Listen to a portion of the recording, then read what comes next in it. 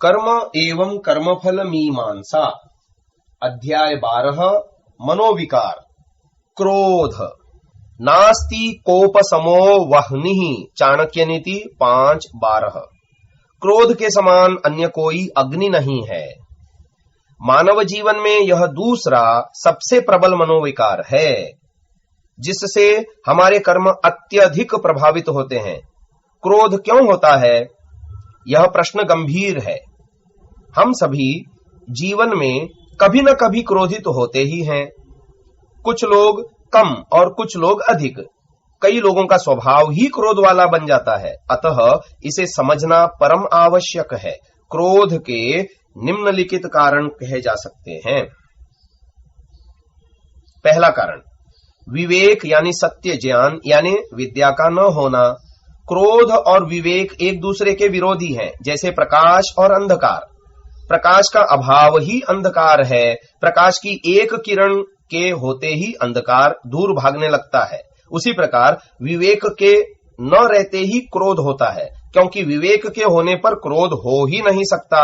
अविद्या के कारण विवेक नष्ट होता है और विवेक के न रहने पर क्रोध की स्थिति उत्पन्न होती है। अतः क्रोध में मुख्य कारण अज्ञान या अविद्या है। अविद्या की व्याख्या क्लेशों के अंतर्गत की जा चुकी है। शेष सभी कारण भी अविद्या से किसी न किसी तरह संबद्ध होते हैं। वाच्यावाच्ये हि कुपितो न प्रजानाति कर्हिचित् न कार्यमस्ति क्रुद्धस्य न वाच्यम विद्यते यथा। महाभारत वन पर्व। अर्थात क्रोध से विवेक नष्ट होने पर क्रोधी पुरुष यह नहीं समझ पाता कि ये बात कहने योग्य है या नहीं। क्रोधी के लिए न कोई कार्य अकरणीय है, न कुछ न बोलने अयोग्य। कामात् क्रोधोऽभिजायते। दूसरा कारण गीता दूसरे अध्याय 62 में श्लोक में कहा जा रहा है। अर्थात मनुष्य की कामना पूर्ति में किसी प्रकार की बाधा पड़े तो क्रोध उत्पन्न हो जाता है। व्यक्ति संसार के सुखों को पाना चाहता है, विभिन्न प्रकार के भोगों को भोगना चाहता है तथा विभिन्न प्रकार की कामनाओं की पूर्ति चाहता है। उन सुखों की प्राप्ति में, भोगों के भोग में तथा कामनाओं की पूर्ति में यदि कोई दूसरा व्यक्ति बाधा उत्पन्न करे या उन भोग्य पदार्थों को नष्ट कर दे या नष्ट करने का प्रयास करे तो ऐसे बाधक पुरुष के प्रति क्रोध उत्पन्न हो जाता है तथा व्यक्ति उस अवरोधक एवं बाधक पुरुष को अपने भोगों की प्राप्ति के मार्ग से हटा देना चाहता है। क्रोध का तीसरा कारण है एवं महत्वपूर्ण कारण है हिंसा की प्रवृत्ति का होना।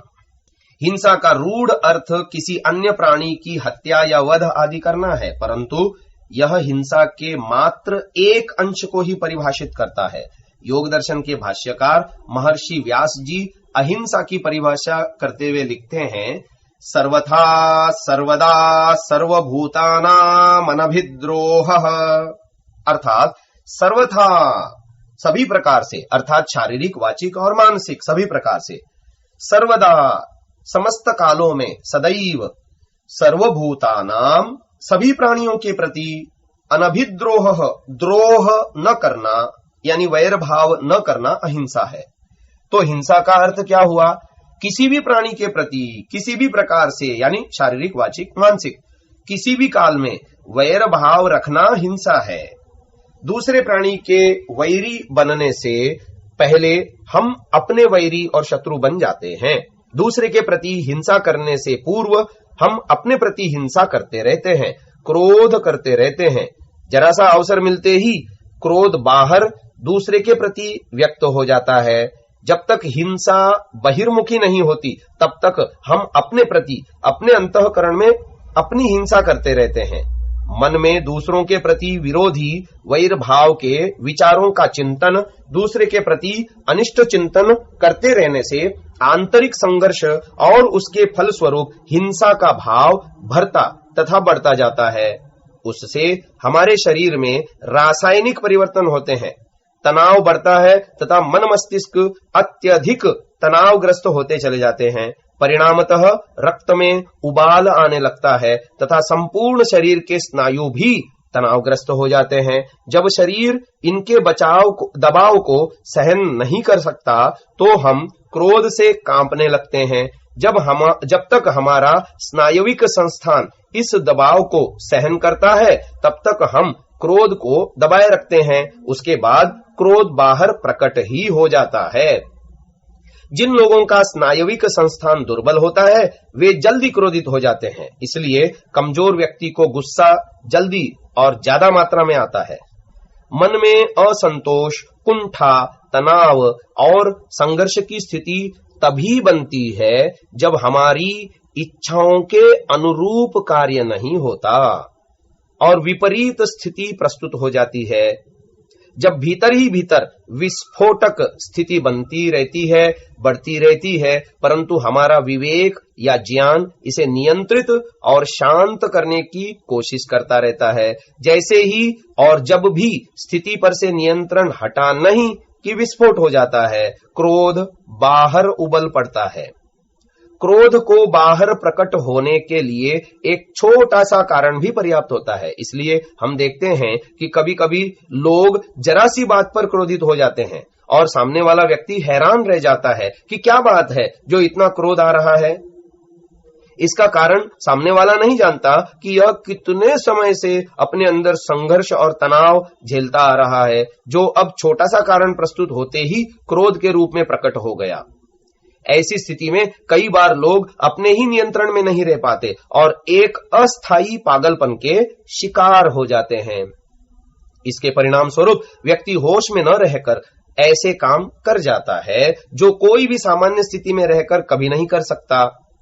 क्रोध और हिंसा के प्रभाव में लोग वहशीपन से भर जाते हैं और उस स्थिति में उनमें बला की ताकत आ जाती है और इस जोश, पागलपन और विवेक शून्य स्थिति में सामने वाले की हत्या तक कर डालते हैं और जोश ठंडा होते ही जैसे ही विवेक होता है तो पछताते हैं कि यह क्या हो गया।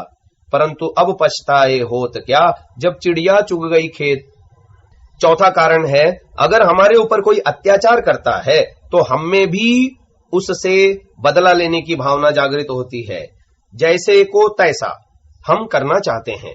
हम जीवन में कभी किसी के प्रति हिंसा का भाव न भी रखें, दूसरे का बुरा न चाहें, तो भी अगला व्यक्ति अपनी कर्म स्वतंत्रता के कारण हमसे द्वेष भाव रख सकता है, हम पर हिंसा करता है, हमारा अनिष्ट करता है, तो हम उसके प्रति हिंसा करने को तैयार हो जाते हैं और क्रोध उत्पन्न हो जाता है। जीवन में ऐसे बहुत से उदाहरण देखे सुने जा सकते हैं। किसी व्यक्ति ने दूसरे की धन संपत्ति आदि की हानि की या उसे शारीरिक हानि पहुंचाई तो दूसरा व्यक्ति पहले व्यक्ति के प्रति भी बदला लेने के लिए कुछ कर्म करता है, जैसे उसे शारीरिक रूप से चोट पहुंचाना या उसकी संपत्ति को नुकसान पहुंचाना। यहां प्रतिकर्म क्रोध के कारण हुआ है। पांचवा कारण है, राग भी क्रोध का एक बहुत महत्वपूर्ण कारण है। सामान्यतः राग से प्रेम का संबंध कहा जाता है, क्रोध का नहीं।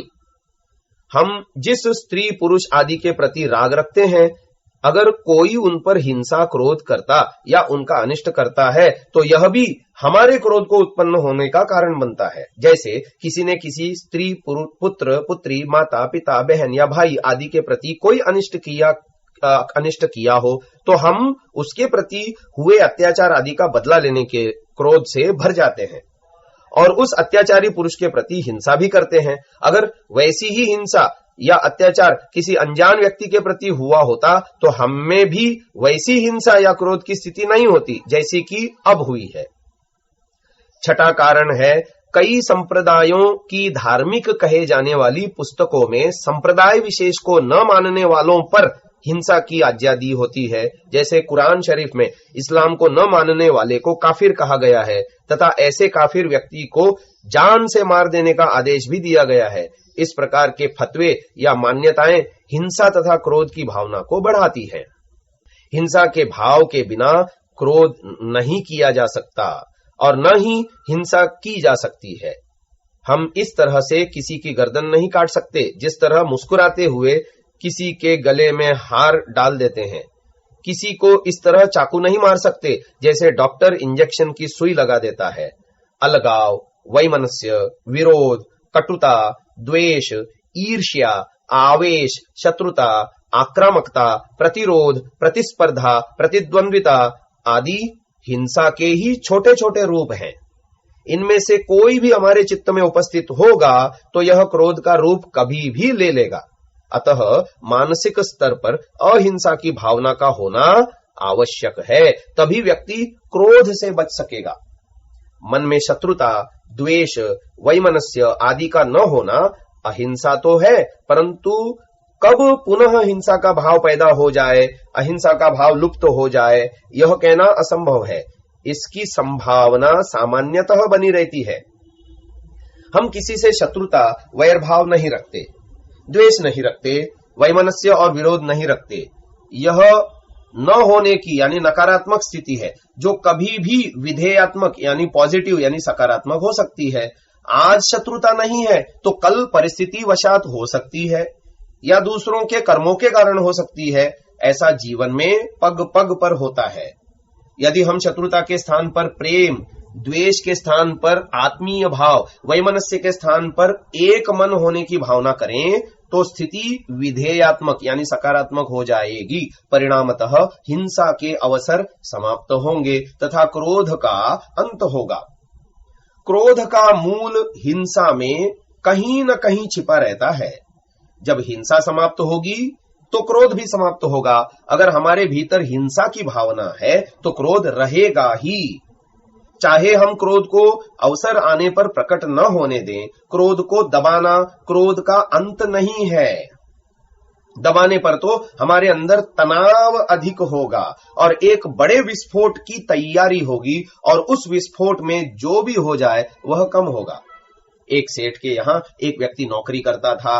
सेठ उस व्यक्ति को सुबह से रात तक डांटता रहता, गालियां देता रहता तथा खरी खोटी सुनाता रहता। नौकरी का प्रश्न था, उसका परिवार उसी आय पर टिका हुआ था, अतः नौकर चुपचाप सुनता रहता और रात को घर जाकर सेठ के प्रति सारा गुस्सा अपनी पत्नी तथा बच्चों पर उतार देता। थोड़ी देर बाद क्रोध शांत होने पर वह सोचता कि इन बेचारों का क्या दोष था, मैंने इन पर बेकार ही क्रोध किया, आगे से ऐसा नहीं करूंगा, और ऐसा सोचकर सो जाता। परंतु प्रतिदिन वह क्रोध करता और निरपराध पत्नी और बच्चों को कष्ट देता। फिर एक दिन वह नौकरी से घर आकर उसने चुपचाप खाना खाया और सो गया। आज पत्नी और बच्चे सभी हैरान थे कि आज क्या हुआ। कोई गुस्सा नहीं, कोई क्रोध नहीं, और आगे से प्रतिदिन ऐसा ही होने लगा। पत्नी के मन में बहुत जिज्ञासा हुई कि क्या कारण है कि ये अब क्रोध क्यों नहीं करते, क्या सेठ ने इन्हें कुछ कहना छोड़ दिया है। उसने अपने पुत्र को अगले दिन दुकान पर भेजा और कहा, देख कर आना कि सेठ का तुम्हारे पिता के साथ कैसा व्यवहार है। पुत्र ने आकर बताया कि सेठ तो पिताजी को भला बुरा पहले की तरह ही कह रहा है। रात में फिर भी पति का व्यवहार बिल्कुल शांत ही था। पत्नी ने सोचा कि सेठ के व्यवहार में अंतर नहीं आया तो इनके व्यवहार में अंतर कैसे आ गया। इतनी सहन शक्ति कैसे आ गई कि सेठ की सभी गालियां क्रोध को बिना किसी अभिव्यक्ति के कैसे अपने अंदर दबा लेते हैं। उसने अगले दिन अपने पुत्र को कहा कि आज तू अपने पिता के पीछे पीछे ही रहना और देखना कि घर आते समय तेरे पिता क्या करते हैं। आज पुत्र नौकरी समाप्त होने पर पिता के पीछे हो लिया। वह देखता है कि उसका पिता एक सुनसान रास्ते पर जा रहा है। एक जगह जाकर वह एक गड्ढे में पेशाब करता है और पत्थर उठाकर उस गड्ढे में फेंकता है और कुछ गालियां भी देता है। पुत्र पिता का व्यवहार देखकर हैरान था कि पिता को क्या हो गया है। उस गड्ढे में पत्थर फेंकने तथा गालियां देने का रहस्य समझ नहीं आ रहा था। कुछ देर बाद उसका पिता वापस गांव की ओर चल दिया। पुत्र ने जाकर गड्ढे में देखा तो उसे पिता के व्यवहार का रहस्य समझ में आ गया। वास्तव में उस नौकर ने गड्ढे में पड़े एक पत्थर पर सेठ लिखा हुआ था। इस तरह उसका पिता घर आने से पूर्व गड्ढे पर जाकर सेठ पर होने वाला सारा गुस्सा उस पत्थर पर निकाल देता और फिर घर आकर शांत रहता। इस तरह उस नौकर ने क्रोध की अभिव्यक्ति की भावना को उस पत्थर पर निकाल अपने मन को शांत कर लेता। जो क्रोध पहले वह पत्नी और बच्चों पर निकालता था, अब वह पत्थर रूपी सेठ पर निकाल देता। अगर यह क्रोध न निकले तो स्थिति विस्फोटक हो जाएगी और व्यक्ति पागलपन की सीमा तक जा सकता है। दैनिक जीवन में क्रोध आने के कई कारण होते हैं और इन कारणों में एक मुख्य कारण है हीनता की भावना। जिस व्यक्ति में हीनता की भावना होती है वह जब भी किसी कारण से या अन्य के व्यवहार से अपने को हीन समझता है तो उस हीनता को छिपाने के लिए क्रोध का सहारा लेकर वह अपनी श्रेष्ठता सिद्ध करना चाहता है। हीन भावना ही व्यक्ति को अपने आप को अच्छा, श्रेष्ठ तथा बड़ा सिद्ध करने के लिए प्रेरित करती है। अपना महत्व मनवाने के लिए किए जाने वाले सभी प्रयत्न हीन भावना के सूचक होते हैं और क्रोध भी उन प्रयत्नों में से एक मुख्य प्रयत्न होता है। अगर हम किसी का अपमान करते हैं तो वह हीनता का शिकार होकर हम पर क्रोधित हो जाता है। उस पर वह पूरी कोशिश करके यह सिद्ध करेगा कि वह हीन नहीं है, अपमानित नहीं हो सकता और अपने अपमान को सम्मान में बदलने के लिए क्रोधित होकर हम पर हावी होने का प्रयास करेगा। अगर वह व्यक्ति क्रोध नहीं करता तो उसमें हीनता की भावना न होने से वह उदार हृदय और विवेकशील व्यक्ति होता है।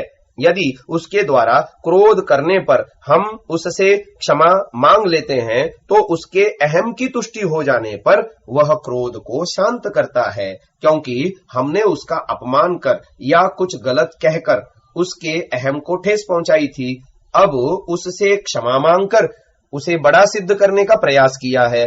इस तरह बड़प्पन सिद्ध हो जाने पर दूसरे व्यक्ति का क्रोध शांत हो जाता है। कई व्यक्ति उस पर भी शांत नहीं होते, अपितु क्रोध में रहकर यह कहते हैं कि तुम्हारी हिम्मत कैसे हुई मुझे गलत कहने की। ऐसी स्थिति में समझना चाहिए कि उस व्यक्ति में तनाव बहुत अधिक है जिसे वह सहन नहीं कर पा रहा था और आज अवसर मिलने पर सारा क्रोध बहिर्मुखी हो रहा है। यदि कोई हमारे साथ ऐसा करे और हम अपने आप पर नियंत्रण रख पाएं तो एक स्वस्थ मन वाली बात होगी, और अगर जरा सी अपमानजनक बात पर हम उखड़ जाएं, क्रोधित हो जाएं, तो समझ लेना चाहिए कि हम हीन भावना और दुर्बल मनोवृत्ति तथा दुर्बल मानसिक स्थिति के शिकार हैं।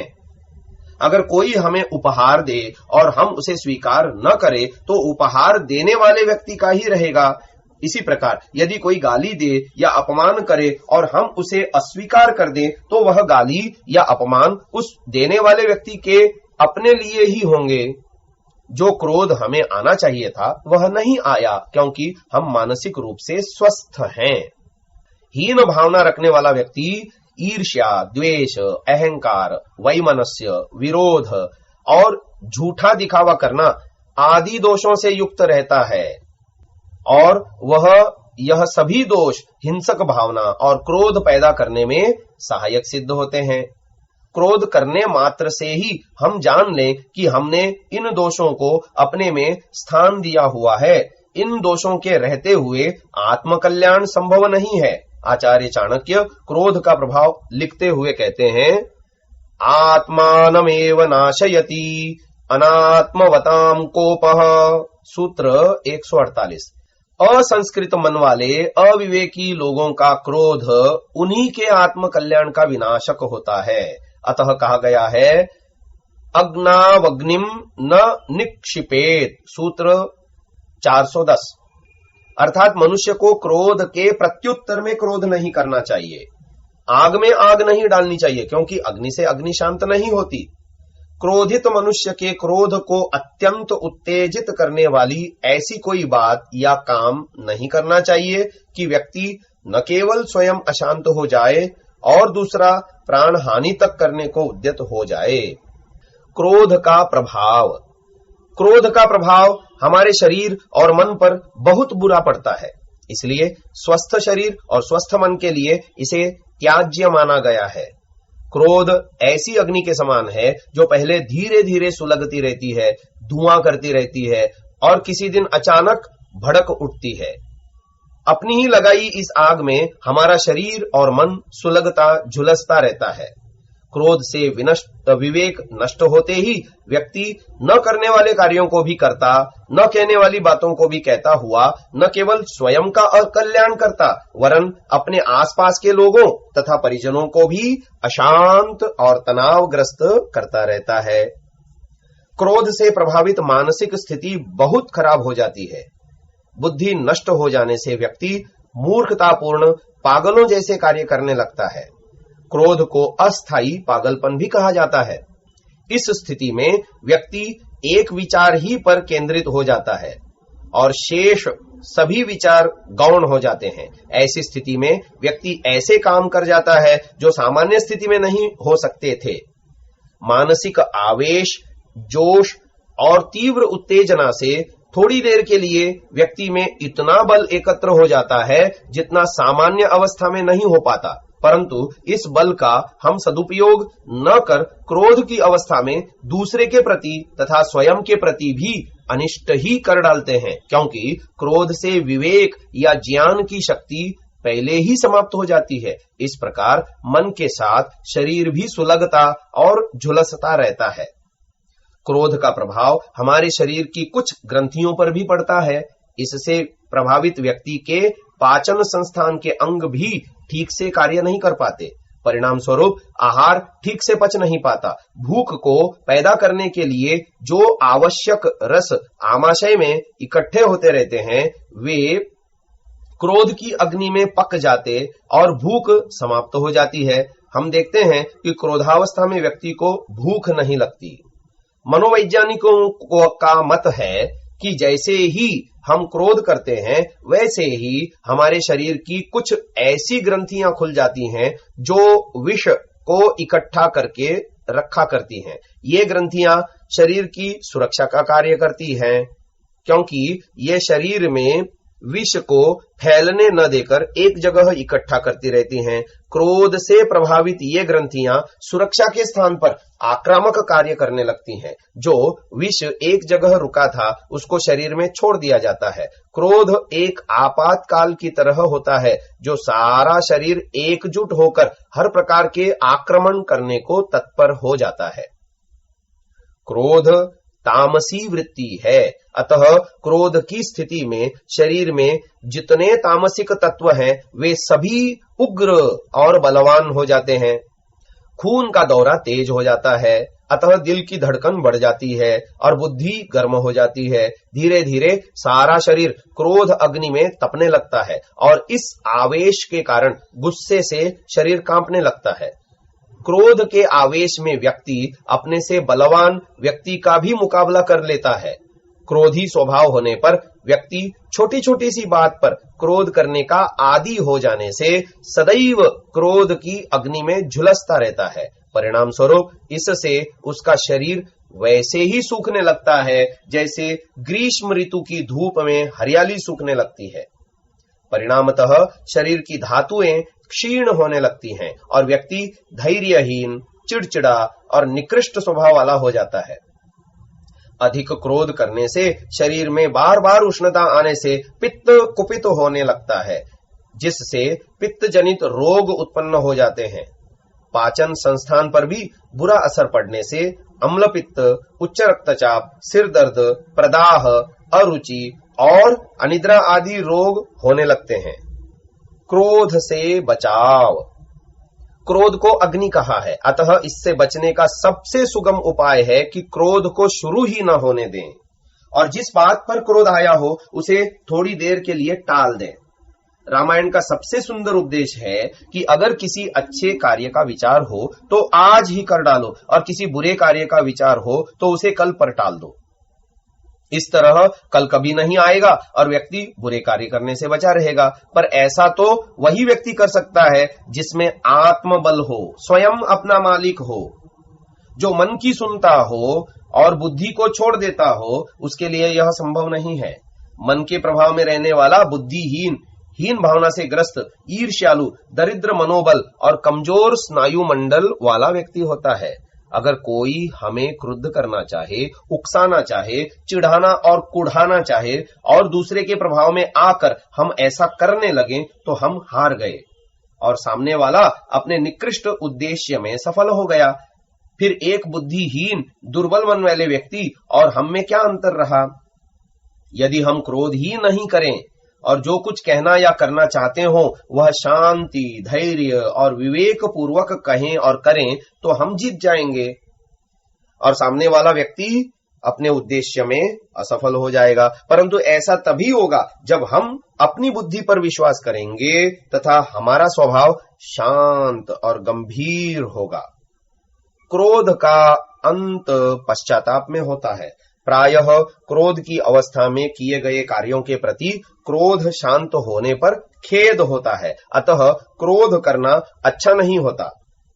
हम जो भी कहना या करना चाहते हैं वह बिना क्रोध किए भी कह या कर सकते हैं, बल्कि क्रोध किए बिना तो और भी अच्छी तरह कह और कर सकते हैं। फिर क्रोध की आवश्यकता ही क्या है? ऐसा कैसे होगा? यह हमारी इच्छा पर निर्भर करता है कि हम क्रोध करना चाहते हैं या नहीं।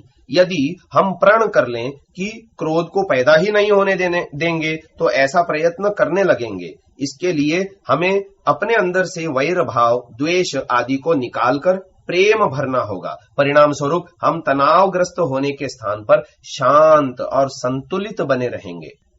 क्रोध को दबाना क्रोध का हल नहीं, परंतु शांत स्वभाव वैर भाव का अंत ही क्रोध का हल है। स्वामी विवेकानंद जी द्वारा क्रोध के छोड़ने हेतु जिन उपायों को बताया गया है उन्हें हम मानव मात्र के लिए अत्यंत लाभकारी समझकर यहां दे रहे हैं। पहला उपाय, क्रोध को दूर करने की तीव्र इच्छा होनी चाहिए कि मैं इस क्रोध से बहुत दुखी हो चुका हूं, अब मैं इसे छोड़ ही देना चाहता हूं। दूसरा उपाय, क्रोध को छोड़ने के लिए दृढ़ संकल्प होना चाहिए कि मैं पूरा परिश्रम करके क्रोध को छोड़कर ही श्वास लूंगा। तीसरा उपाय, जब तक क्रोध पूरी तरह छूट न जाए तब तक क्रोध को छोड़ने के लिए पूर्ण पुरुषार्थ करते ही रहें।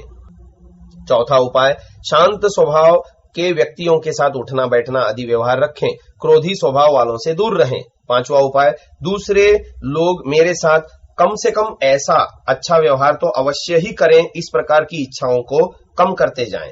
छठा उपाय, प्रतिदिन कुछ समय 2-3 घंटे मौन रहने का अभ्यास करें। सातवां उपाय, जब कोई क्रोध की घटना उपस्थित होने वाली हो अवश्य ही मौन हो जाएं। इसके लिए तब तक मुंह में थोड़ा सा पानी भरकर रख सकते हैं जब तक वह क्रोध की घटना समाप्त न हो जाए, बाद में उस पानी को फेंक देवें। आठवां उपाय, यदि क्रोध की घटना के समय मौन रहना संभव न हो और बोलना आवश्यक ही हो तो बोलने से पूर्व उसी समय यह दृढ़ संकल्प करें कि बिना क्रोध किए ही बातचीत करूंगा। नौवां उपाय, यदि किसी घटना में बहुत अधिक क्रोध आ जाने की संभावना हो और आप उसे नियंत्रित करने में अपने आप को असमर्थ अनुभव करते हो तो उस स्थान से हटकर दूर चले जाएं। 10वां उपाय, यदि किसी भूल से क्रोध कर बैठे हो तो अपनी स्थिति को ठीक करने के लिए 1 गिलास ठंडा पानी पिएं। 11वां उपाय, यदि क्रोध कर बैठे तो उसका कुछ प्रायश्चित करें, अर्थात उस दिन 1 घंटा विशेष रूप से मौन रहकर ईश्वर का ध्यान प्रार्थना करें और फिर से संकल्प करें कि अब क्रोध नहीं करूंगा। 12वां उपाय, प्रतिदिन दोनों समय प्रातः और सायं ईश्वर का ध्यान करें कि हे प्रभु, मुझसे यह क्रोध दूर कर दीजिए और मेरी बुद्धि को अच्छे मार्ग पर चलाइए।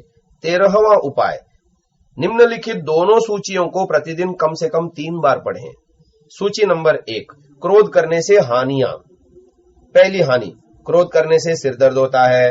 दूसरी हानि, क्रोध करने से ब्लड प्रेशर बढ़ता है। तीसरी हानि, क्रोध करने से एसिडिटी होती है। चौथी हानि, क्रोध करने से शरीर में कंपन रोग होता है। पांचवी हानि, क्रोध करने से शरीर में कमजोरी आती है। छठी हानि, क्रोध करने से व्यक्ति पागल तक हो जाता है। सातवीं हानि, क्रोध करने से दूसरे लोग घृणा करते हैं, कोई पास बैठना नहीं चाहता। आठवीं हानि, क्रोध करने से समाज में प्रतिष्ठा कम हो जाती है, निंदा भी होती है। 9वीं हानि, क्रोध करने से बुद्धि का ह्रास होता है और निर्णय लेने की क्षमता घटती है। 10वीं हानि, क्रोध करने से मन, वाणी और शरीर पर नियंत्रण नहीं रहता, परिणाम स्वरूप व्यक्ति कुछ भी गलत बोल देता है अथवा गलत काम कर बैठता है। 11वीं हानि, क्रोध करने के बाद व्यक्ति जब होश में आता है तब पश्चाताप करता है, अर्थात दुखी होता है, मुझे ऐसा नहीं करना चाहिए था। 12वीं हानि, क्रोध करने से अगला जन्म अच्छा नहीं मिलता। दूसरी सूची, प्रेम पूर्वक व्यवहार से लाभ। पहला लाभ, प्रेम पूर्वक व्यवहार से शरीर स्वस्थ रहता है। दूसरा लाभ, प्रेम पूर्वक व्यवहार करने से शरीर की वृद्धि होती है। तीसरा लाभ, प्रेम पूर्वक व्यवहार करने से मन प्रसन्न होता है। चौथा लाभ, प्रेम पूर्वक व्यवहार करने से बुद्धि का विकास होता है। पांचवा लाभ, प्रेम पूर्वक व्यवहार करने से निर्णय लेने की क्षमता बढ़ती है। छठा लाभ, प्रेम पूर्वक व्यवहार करने से समाज में प्रतिष्ठा बढ़ती है। सातवां लाभ, प्रेम पूर्वक व्यवहार करने से परस्पर सबका सुख बढ़ता है। आठवां लाभ, प्रेम पूर्वक व्यवहार करने से सब लोग उसे चाहते हैं, प्रेम करते हैं, उससे संबंध रखना चाहते हैं। नौवां लाभ, प्रेम पूर्वक व्यवहार करने से मन, वाणी और शरीर पर नियंत्रण रहता है। परिणाम स्वरूप व्यक्ति अच्छे काम करता है, मीठी वाणी बोलता है। 10वां लाभ, प्रेम पूर्वक व्यवहार करने से अगला जन्म अच्छा मिलता है। इन उपायों को लंबे काल तक अपनाते रहने से व्यक्ति का क्रोध धीरे धीरे कम हो जाता है और एक समय ऐसा आ जाता है जब क्रोध पूरी तरह छूट जाता है।